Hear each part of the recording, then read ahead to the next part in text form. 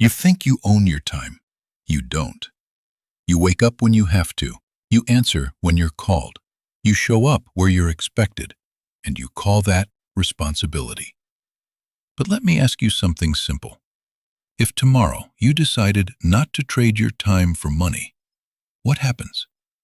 Does income continue? Does your lifestyle stay intact?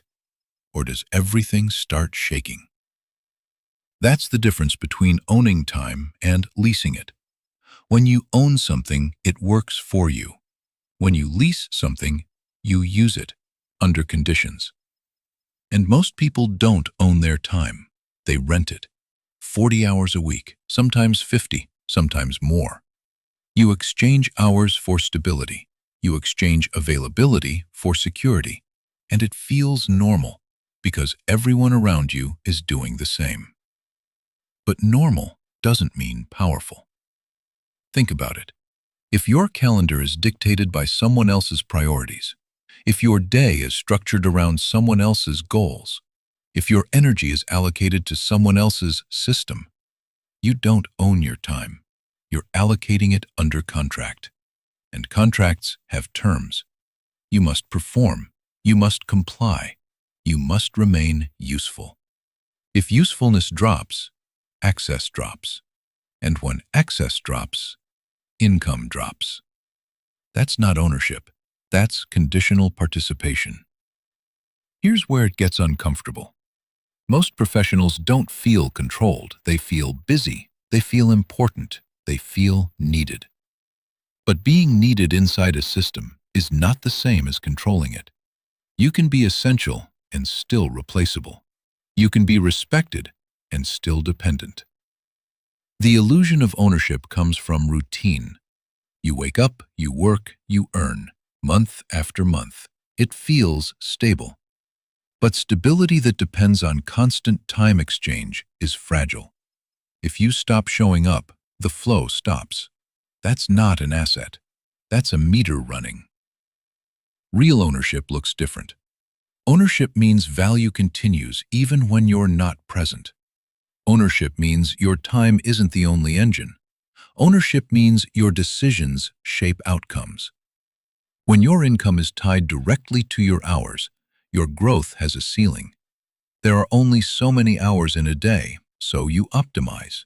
You become more productive, more efficient, more disciplined. But you're still inside the same structure. More output, same leverage. And leverage is the real variable. Leverage is what allows effort to multiply. Without leverage, effort just accumulates fatigue. That's why some people work less and earn more. Not because they're lucky, but because their time is not the only source of value.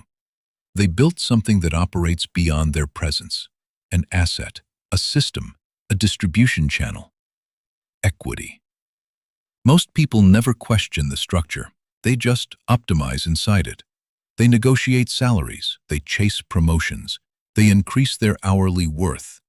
But they rarely ask the deeper question, do I control my time or does my income control me? If losing one stream forces you to say yes to anything, you don't own your schedule. You protect it. And protection is not power. Power is optionality. Optionality means you can choose where your time goes.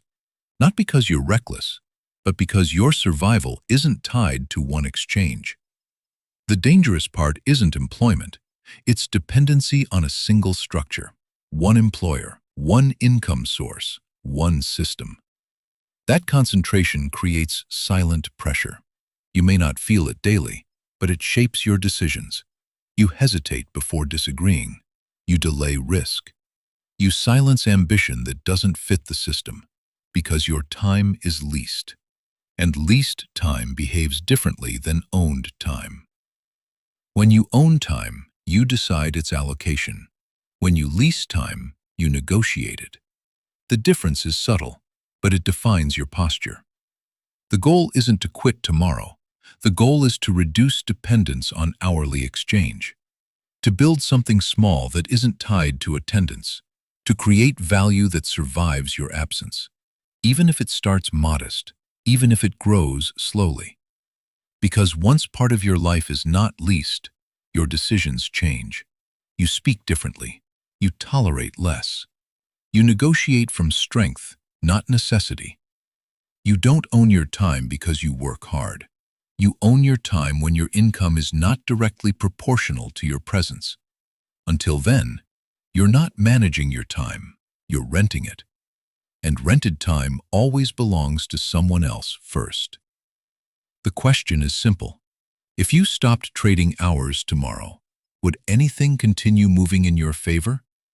If the answer is no, then you don't have a time problem. You have a structure problem. And structure determines power.